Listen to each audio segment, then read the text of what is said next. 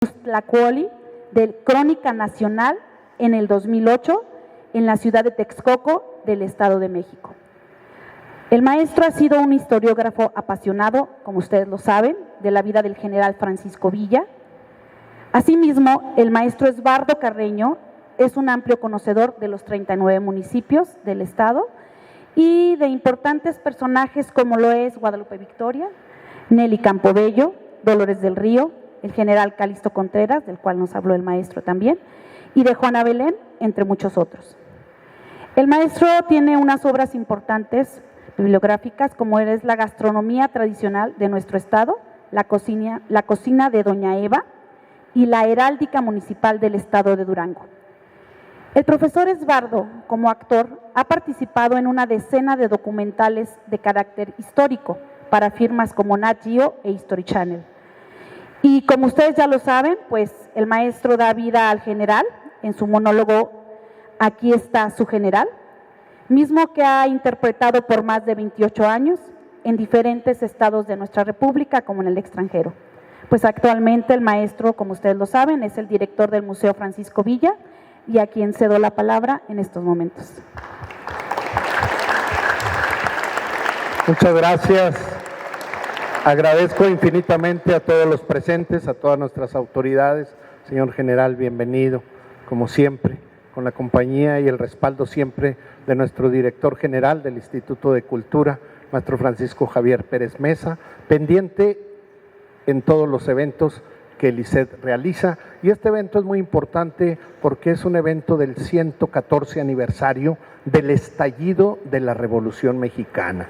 Y el tener aquí con nosotros al subteniente archivista Marcos Ulises Rodríguez nos llena de entusiasmo porque vamos a entender y a saber cómo tener acceso al archivo del Ejército, al archivo nacional, donde tanta información, sin duda alguna, vamos a poder obtener. Muchas gracias. Para el maestro Anacleto, para mí, pues creo que también para usted va a ser un poco difícil los tiempos, pero nos vamos a limitar al tiempo correspondiente. Y bueno, yo quisiera en esta ocasión centrarme en la revolución en el estado de Durango, pero más que nada en el estallido. ¿Cómo es que inició la revolución y cómo cubrió el estado de Durango? ¿Cómo esta revolución mexicana tuvo impacto en nuestro estado y en nuestra ciudad? Por muchísimos años siempre escuché y lo veía desde otros ángulos, desde el estado de Zacatecas, desde el estado de Aguascalientes, desde el estado de Coahuila, del estado de Chihuahua. Durango, tierra de conservadores, tierra que no permitió jamás que Villa tomara la ciudad, cosa cierta. Las tropas villistas, concretamente la División del Norte, nunca tomó la ciudad de Durango, mas sin embargo sí vamos a ver toda la repercusión en el estado, por supuesto. Y prueba de ello es que el villismo a nuestra ciudad capital pues realmente llegó tarde. Este recinto, que es maravilloso y que es el mejor museo del país referente a Francisco Villa, vamos a cumplir 12 años apenas. Tuvieron que pasar muchísimos años para que se hiciera un recinto aquí en la ciudad capital, pero sin embargo en San Juan del Río, en Canutillo, en La Loma y en 11 municipios con esa vocación, Villa estaba presente, porque en cada abuelo, en cada bisabuelo, en cada sobremesa, siempre se habla de la revolución y de Villa. Bueno, pues tenemos ahí la revolución en Durango, nos vamos a ir un poco rápido para poder abarcar los tiempos. Y el levantamiento al grito de Viva Madero. ¿Cómo fue ese levantamiento al grito de Viva Madero? No fue repentino, ni fue una ocurrencia, ni fue algo fortuito, no. Creo que todo viene a raíz de que después de 30 años en el poder del general Porfirio Díaz, donde ya su gobierno había pasado los límites. La corrupción a través del sistema de haciendas había rebasado los límites y el pueblo mexicano, el campesinado, los obreros, los jornaleros, incluyendo sus familias, pues ya no soportaban más, ya era demasiado. Entonces hay una entrevista, ¿sí? La entrevista James Kleinman, donde Porfirio Díaz dice: creo que el pueblo mexicano ya está maduro para poder yo ceder el gobierno. Si hay alguien que se interese, va a tener la absoluta libertad. Pues sí hubo, por supuesto. Había muchos hombres con gran preparación y con grandes idearios, indudablemente. Sin embargo, en ese momento surge Francisco Ignacio Madero, un hombre joven, preparado, recién llegado de Europa. Entonces él llega y dice: yo inicio ese trabajo, y escribe el libro de la sucesión presidencial, libro Regeneración. Entonces habla de todo eso, pero es un libro que llega a muy poca población. El alto grado de analfabetismo en el país era enorme. Aún así el libro se leía y había profesores que lo difundían y gente que lo difundía, pero no llegaba a todos. Sin embargo, se vienen las elecciones, se convoca a elecciones y viene nuevamente la fórmula: Porfirio Díaz para presidente y Ramón Corral para vicepresidente. El mismo grupo de los científicos, también el Partido Católico, no estaban de acuerdo. Ya la corrupción que había ejercido Ramón Corral era enorme. El sureste estaba acabando con los indios del Yaqui y del Mayo, esclavizados. ¿Por qué? Porque este personaje tenía muchos intereses allá, en los centros henequeneros y cafetaleros. Esto trae como consecuencia el rechazo. Se lanza a la campaña Madero. Ramón Corral le hace ver al presidente que hay gran peligro. El presidente no la cree, pero luego se convence. ¿Y qué hacen? Toman prisionero a Madero y se lo llevan de Monterrey a San Luis Potosí. Estando preso Madero, con la consigna de que lo iban a asesinar, fue realmente milagroso, casual, que salvara su vida, y se va a San Antonio, Texas. Las elecciones se hacían en dos términos: primarias y secundarias. En la primaria del 26 de junio de 1910, arrasa Porfirio Díaz, por supuesto, obligados por la corrupción de los hacendados. En la segunda, arrasa, queda en un 97% Porfirio Díaz. Entonces, Madero, destrozado, no se rinde, realiza y formula el plan de San Luis Potosí. Y desde allá surge, pero antes de que el plan ya estuviera escrito y antes de que el plan ya estuviera impreso y empezara a circular, ya estaba circulando la unidad a través de los clubes antirreeleccionistas. Ya estaba Abraham González con un club antirreeleccionista en Chihuahua. Ya estaba Silvestre Dorador aquí, Pastor Roel en Durango, organizando el club antirreeleccionista. Ya estaban los hermanos Cerdán con Aquiles. Ya estaban en todo el país esta semillero. Ya Villa, Pancho Villa, desde los últimos de septiembre, ya estaba en conexión con Abraham González. Y ese plan de San Luis, pues no es más que una convocatoria.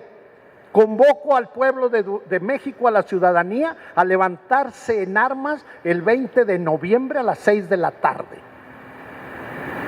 ¡Qué maravilloso! Pero los campesinos, los obreros, todos los jefes de familia tendrían el valor de dejar a sus hijos y a sus esposas ir a arriesgar la vida. Pues sí lo tuvieron, por supuesto. Entonces, en La Laguna ya había un club, ¿sí? Este club nada menos que lo había designado López Ortiz. López Ortiz era de una familia acomodada, amigos de Madero, desde la época de, pues, como hacendados. Ellos vivieron primero en San Antonio, luego se vinieron al rumbo de Parras, al fin se vino a La Laguna, y él conectó a los cabecillas.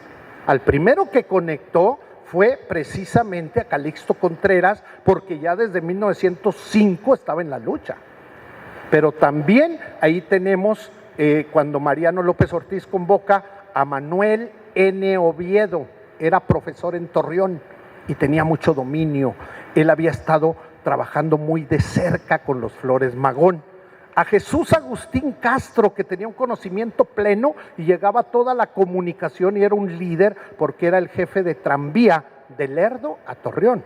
Recordamos que Gómez Palacio, fundado en 1905, y Torreón recién fundado, la población mayor era la de Lerdo. Pero luego Orestes Pereira, que era herrero o jalatero de Santa María del Oro, pero con 2 hijos, jóvenes pero muy entrones, Gabriel y Orestes Chico.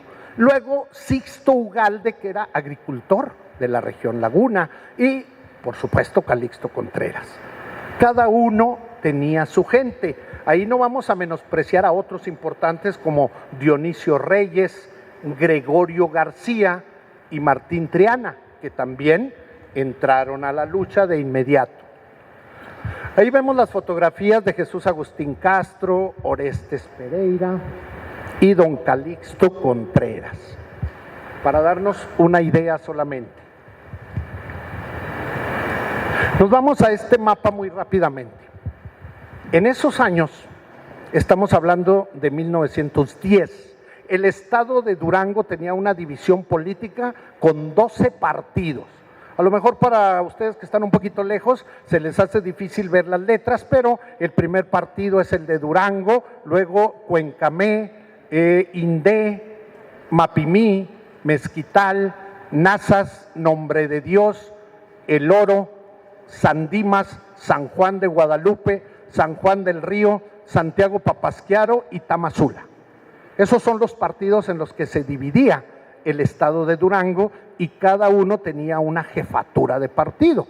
Dentro del partido se complementaba con las municipalidades.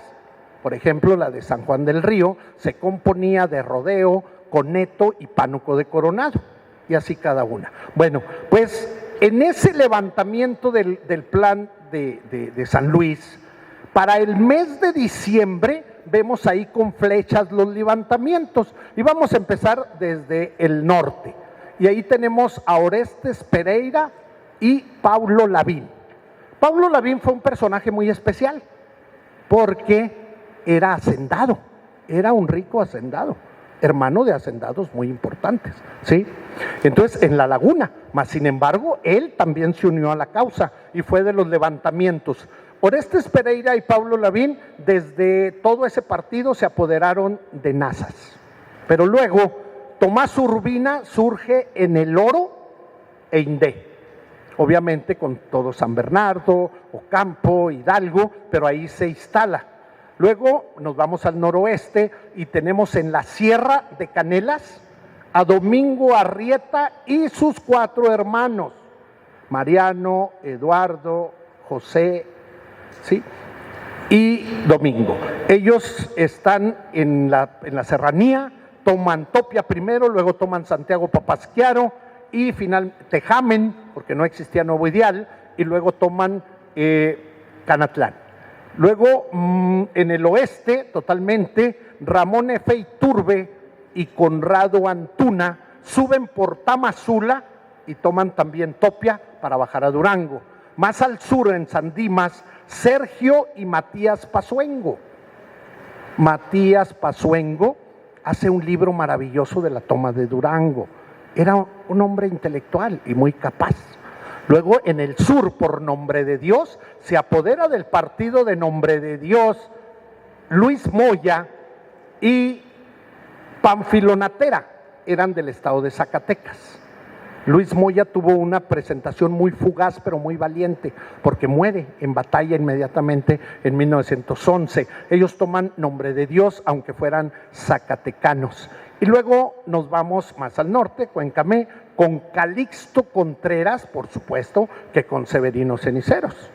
Y más al norte vemos, al este totalmente, a Jesús Agustín Castro, que se viene con Lerdo, Gómez Palacio, que son ahora, y todos esos municipios tomando el partido de Mapimí, porque esos municipios pertenecían a Mapimí.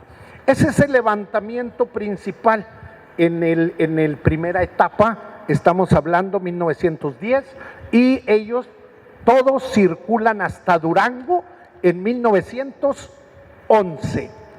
Para sorpresa de su gente, para sorpresa de su gente, era enorme ver ese levantamiento. ¿Cómo iba a ser posible que los alzados ya estuvieran apoderados de Durango? Luego nos vamos a otra etapa, que sin duda alguna es ya cuando se pacifican y se amnistían, porque precisamente en los tratados de Ciudad Juárez les dicen, ya no hace falta tomar Durango, ya la guerra se ganó. El general Porfirio Díaz renunció el día 25 de mayo. Todos tranquilos y vámonos a las elecciones para que gane el señor Madero. El señor Madero toma posición después de ganar sus elecciones el 10 de octubre de ese año, de 1911, toma posición el 6 de noviembre, pero luego para marzo tiene un levantamiento enorme en su contra. Primero en el sur, la levantamiento, y ya no con él Zapata, porque no repartió las tierras en el sur, como Zapata lo pedía, pero en el norte Pascual Orozco, porque decía, no cumplió mis objetivos ni lo que yo pedía. Con Pascual Orozco se levanta José de Jesús, conocido como Cheche Campos, Benjamín Argumedo, José Maciel y Paulo Lavín. Se levantan otra vez, pero ahora en contra de Madero. Y esto es la contrarrevolución. En esa contrarrevolución, todos vuelven a luchar en contra de ellos y los sofocan. Ahí entra Villa ya en Durango. Y Villa entra bajo las órdenes de Victoriano Huerta. Y con la batalla de Tlahualilo le dan un grado, ahora sí oficial, del ejército, como general brigadier el 11 de mayo de 1912. Pero luego nos vamos a la toma de Durango, porque viene la usurpación. Asesinan al presidente Madero y a su vicepresidente y no queda más que levantarse todos de nuevo. Y el primero en levantar las armas fue Calixto Contreras con su gente. Luego lo asegundaron y se vino Domingo Arrieta. Los Arrietas entran en acción y entran todos en acción. Dieron un ataque a Durango y la defensa social lo sofocó junto con el ejército. Entonces hablan con Tomás Urbina. Tomás Urbina tenía los mejores hombres montados en el Oro Indé, la mejor caballada, las mejores armas, y se vino. Y Urbina dijo, sí, acepto, pero yo voy a ser el líder, yo voy a dar las órdenes.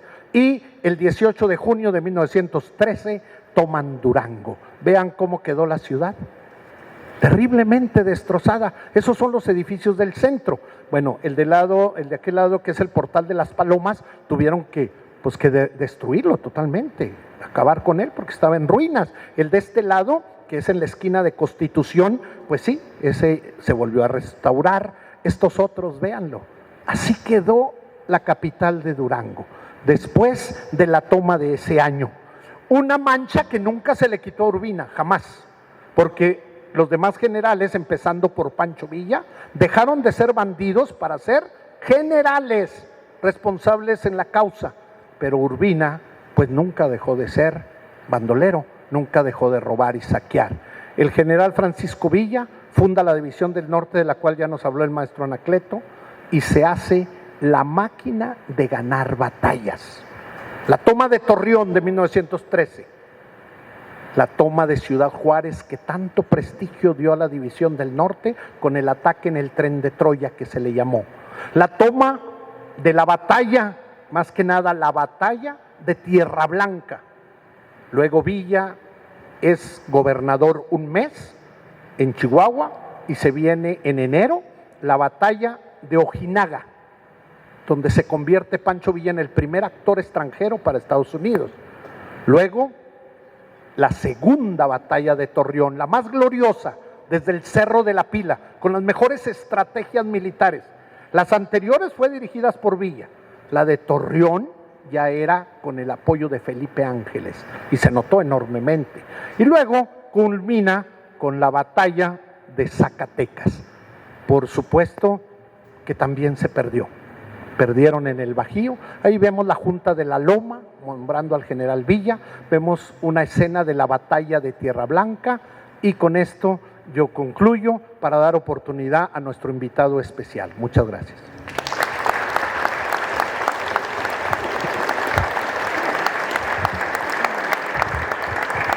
Muchísimas gracias, maestro.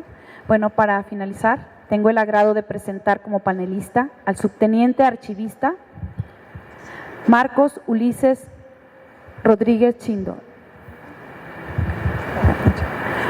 Licenciado en Historia por la UNAM, cuenta con innumerables estudios, por ejemplo, diplomado en Historia Económica Global, además de ser un destacado catedrático para los sargentos segundos y primeros en formación relacionados con el tema de archivología documental e historia de México, en el Ejército y Fuerza Aérea Mexicana, logrando también importantes ascensos hasta llegar a subteniente archivista.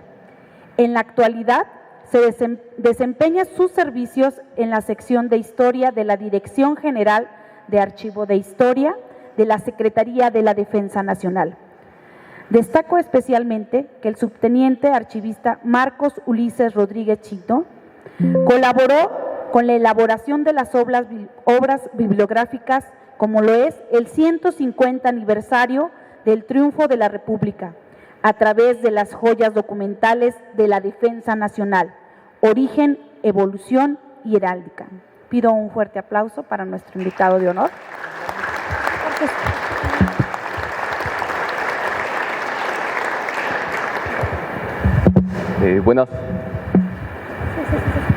Buenas tardes a todas y a todos. Y bueno, quiero comenzar agradeciendo la invitación que me realizaron para participar en este evento, a nombre de mi general Ricardo Trevilla Trejo, secretario de la Defensa Nacional y alto mando del Ejército, Fuerza Aérea y Guardia Nacional. Dejando en claro desde el comienzo que lo que les voy a presentar es el resultado de una investigación académica contrastada con diversas fuentes, lo cual es la interpretación que yo les he dado, no refleja la postura de la Secretaría de la Defensa Nacional.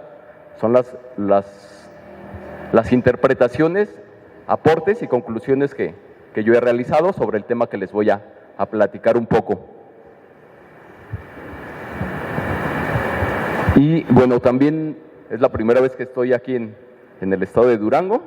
Aprovecho pues también la ocasión para comentar y agradecer que me inviten a este tipo de espacios de discusión, de intercambio de ideas, y más sobre un tema tan interesante, tan complejo como es la Revolución Mexicana. Un proceso a partir del cual muchas de las decisiones que tomó el Estado mexicano se configuran a lo largo del siglo XX. Es decir, no podemos entender todo el siglo XX mexicano sin hablar de la Revolución Mexicana, con todos sus asegúnes, sus pros, sus contras, los diferentes caminos que tomó el propio proceso histórico. Y bueno, la exposición la voy a centrar en dos aspectos que considero fundamentales para problematizar este fenómeno histórico. El primero son los antecedentes de la Revolución Mexicana que contribuyeron en la conformación del actual ejército mexicano, teniendo como raíz o como punto de partida el ejército constitucionalista en 1913. Y en un segundo plano, en un segundo tema, voy a hablar un poco sobre los registros documentales, en este caso la importancia del archivo histórico de la Secretaría de la Defensa Nacional, de manera particular sobre un fondo documental que se llama Veteranos de la Revolución.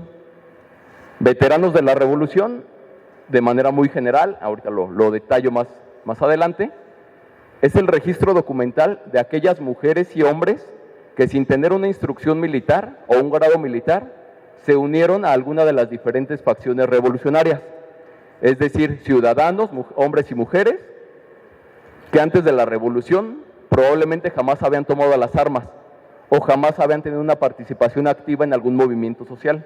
Sin embargo, con la revolución se unen a alguna de estas diferentes facciones, villistas, constitucionalistas, maderistas y demás.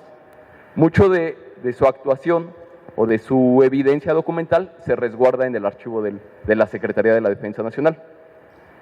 ¿Vale?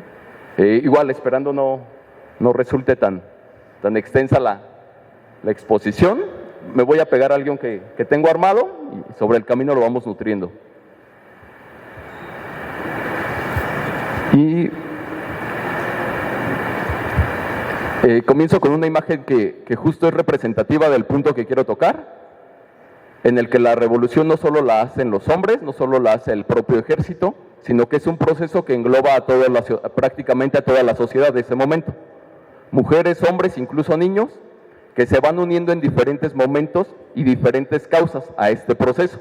La imagen la retomo de la fototeca de Lina, y es una soldadera junto a tropas revolucionarias justo en el Saus, aquí en el estado de Durango, más o menos para 1917, ya bien iniciada la Revolución Mexicana. Lo que les comentaba al inicio, centro la exposición en 2 puntos: los antecedentes que contribuyen a lo que hoy somos como ejército mexicano, y en un segundo punto los registros documentales del archivo histórico de la Secretaría de la Defensa Nacional.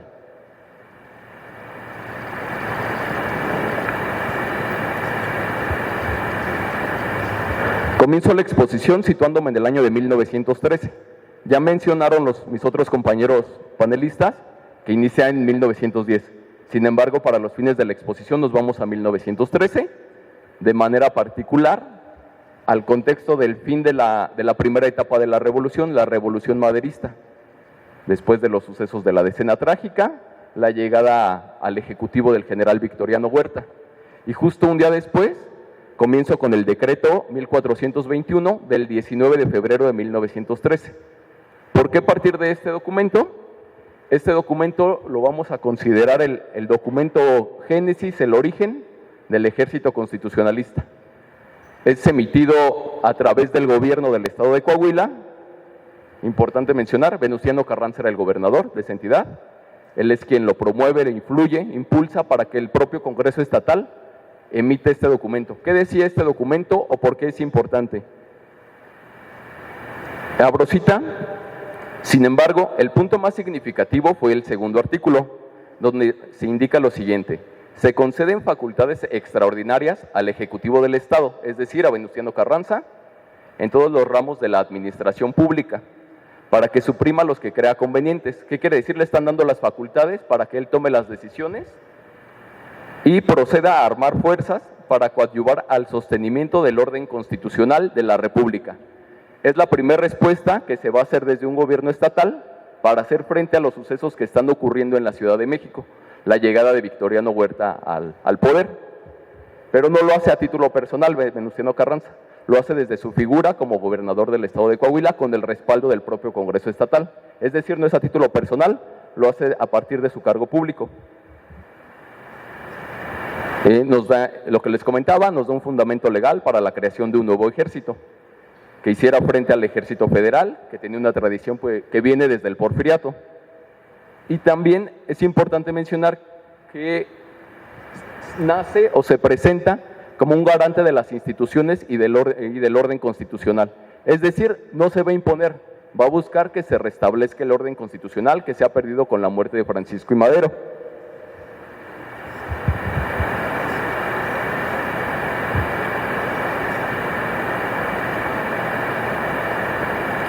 En este contexto, y continuando igual con el recorrido documental que voy realizando, se menciona el Plan de Guadalupe. El Plan de Guadalupe, redactado y firmado el 26 de marzo de 1913, es decir, unos cuantos días después del primer documento, en la hacienda de Guadalupe, en el actual municipio de Ramos Arizpe, en el estado de Coahuila. Nuevamente va sobre esta integración de la nueva Fuerza Armada. La relevancia de este documento es que nos está designando a Venustiano Carranza como el primer jefe de esta Fuerza Armada, de la que habíamos retomado desde el 19 de febrero, una nueva Fuerza Armada, y aquí se establece que esta Fuerza Armada va a adquirir la denominación de constitucionalista. Para continuar con este recorrido, es importante mencionar esto.